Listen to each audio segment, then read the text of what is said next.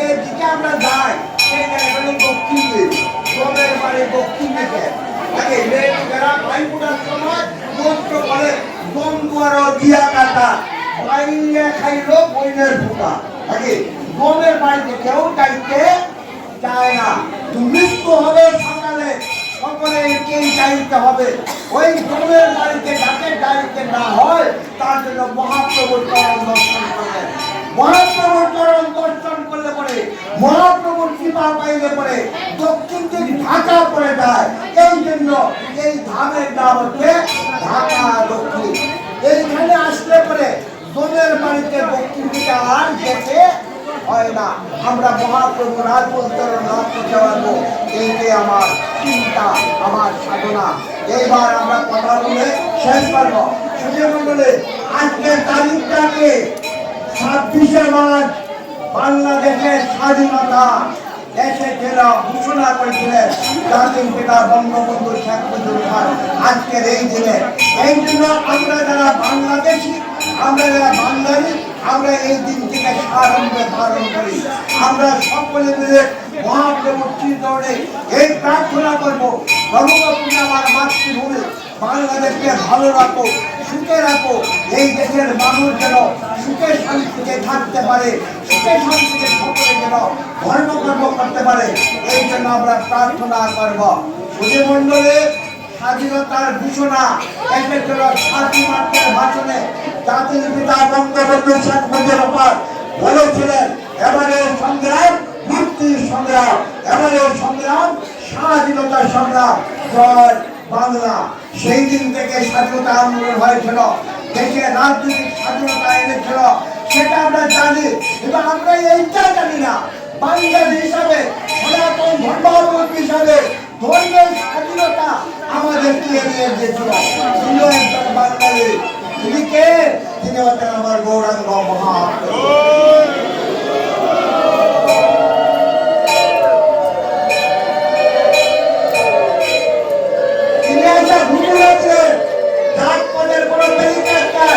যেই ভোটে সেই বড় অদক্ষহীনতা কৃষ্ণ ভোটনে নাই জাত নদীর বাসা। সুতরাং স্বাধীনতা দিলেন আমাদেরকে, সকলে মিলে কৃষ্ণ ভজন করতে পারে। কৃষ্ণ ভজনের স্বাধীনতা আমার গৌরাঙ্গ মহাপ্রভু আমাদেরকে দিয়েছিলেন। তিনি দিয়েছিলেন একদম খাঁটি বাংলা ভাষা। সকল মন্ত্র সংস্কৃতে আমরা উচ্চারণ করতে পারি না, আমরা ভুলভাল বলি। এই জন্য এগুলা কাজ হবে কিনা আমাদের সন্দেহ থেকে যায়। আমরা সাধারণ বাঙালি মানুষ, আমাদের জন্য মহাপ্রভু এসেছিলেন এই বাংলায়। বাঙালি গিয়া অন্য বঠিয়া নিবাই ধরিল কারা, বাঙালির ঘরে বাঙালি ভগবান আমার গৌরাঙ্গ মহাপ্রভু।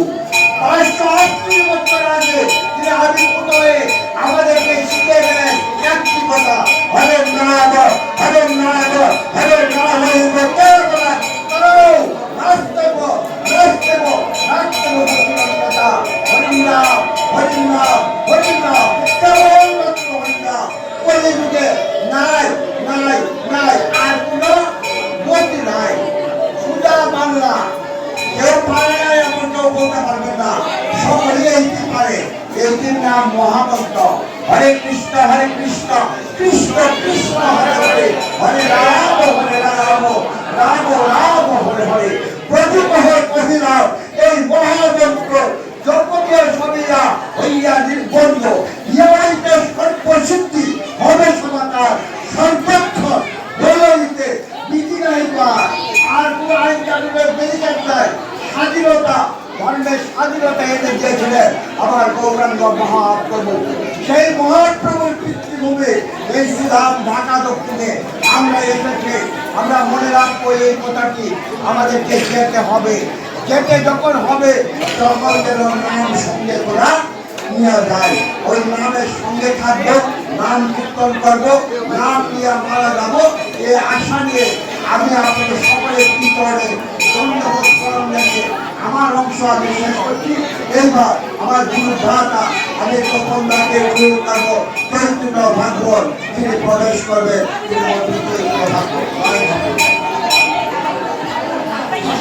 জয় মহাপ্রভু।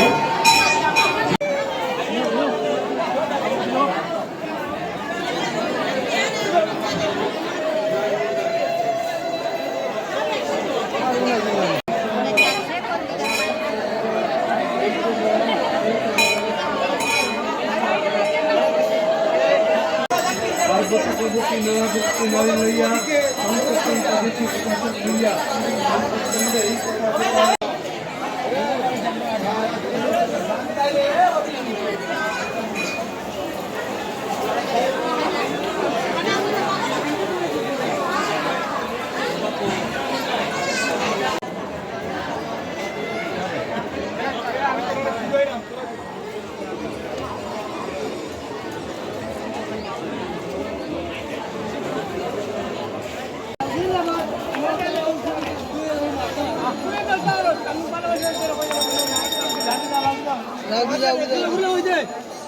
এই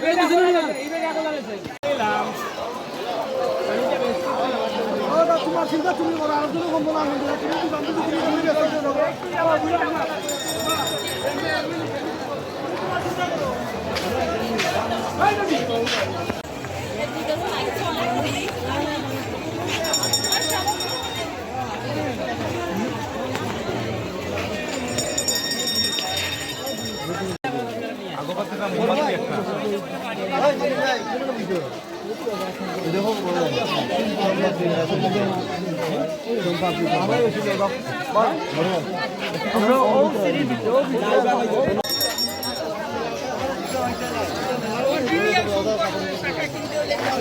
হ্যাঁ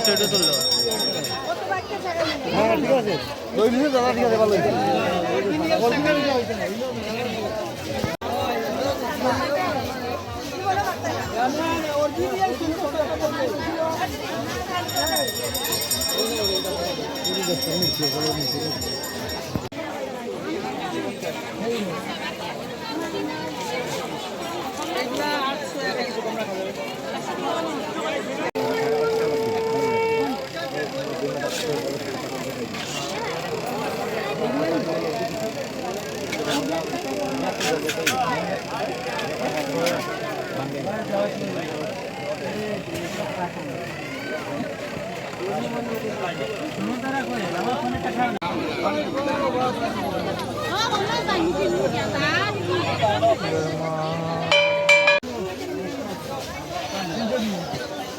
একটা অন্তরি গেছিলাম ইন্দিরা বাসা গেছিলাম 150 টাকা কইছি 150 বড়টা দুই বাটি দাঁড়াইছি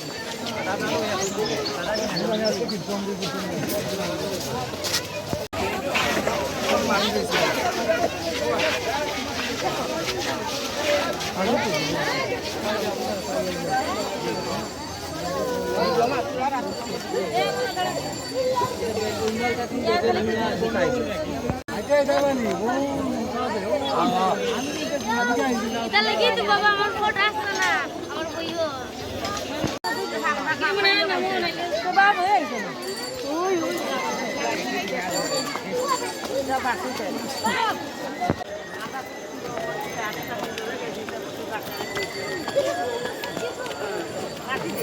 বোমা আদি করতে করতে নিচে